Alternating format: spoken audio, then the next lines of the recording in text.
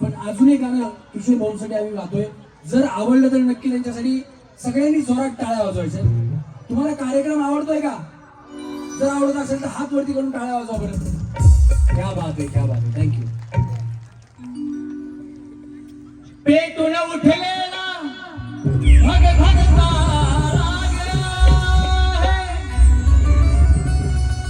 स्वच्छ साध जंत राहणीमान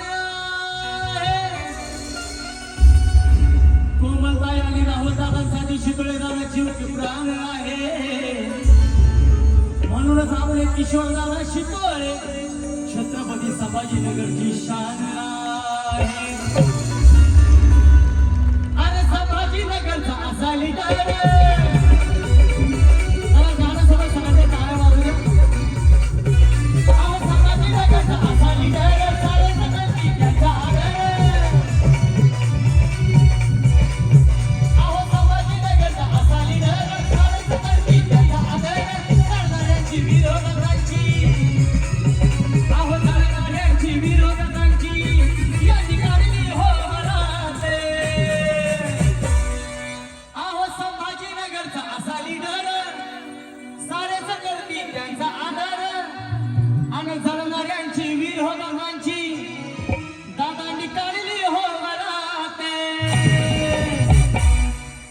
किशोर दादाच आपल्या शितोळे दादाच नाव गाजतंय जोरात.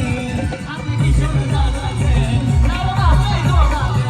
आपल्या शितोळे दादाच नाव गाजतंय जोरात.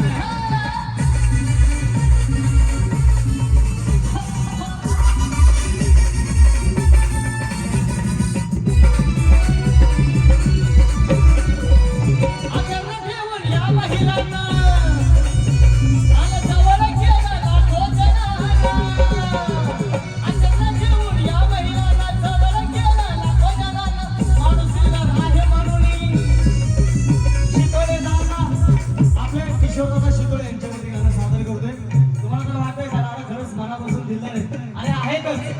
आमच्या निखिल निगळे सर त्यांचे मामा आहेत आणि त्यांचे सौभाग्यवती देखील या ठिकाणी आहेत उपस्थित.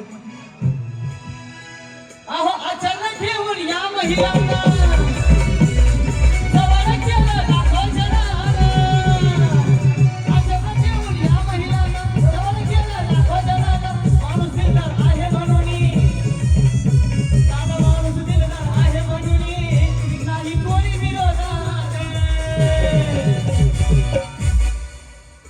किशोर दादाच किशोर शितोळे दादाच नाव गाजतंय जोरात.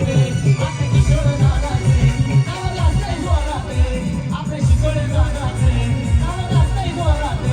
आपल्या कोमलताईच नाव गाजतंय जोरात. आपल्या राहुल दादाच नाव गाजतंय जोरात. आपल्या सगळ्या उमेदवाराच नाव गाजतंय जोरात.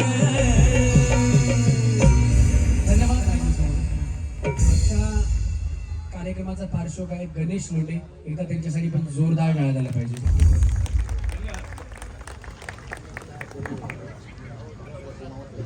भगिनींचं प्रेम हे तराजू तोलायचं नसतं. अँकर किती भारी असला, किशोर भाऊ असले की जास्त बोलायचं नसतं. जोरदार टाळ्या किशोर भाऊ सुद्धा यांच्यासाठी आला पाहिजे. बोला गणपती बाप्पा, गणपती बाप्पा. बोला छत्रपती शिवाजी महाराज की. भारतरत्न डॉक्टर बाबासाहेब आंबेडकरांचा येळकोट येळकोट येळकोट येळकोट. खूपच छान. सन्माननीय पाहुण्यांना विनंती की आपण आता अतिशय जोरात हा कार्यक्रम अतिशय उत्साहामध्ये सुरू आहे आणि आपल्या महाराष्ट्रातला सिने अभिनेता आणि ज्याने अख्ख्या महाराष्ट्राच्या माझ्या बहिणींना निखळ मनोरंजनाचा आनंद दिलेला आहे असा आपला सिने अभिनेता आणि होम मिनिस्टरचा डायरेक्टर रमेश परळीकर यासाठी एकदा जोरदार टाळ्या आपण झाला पाहिजे.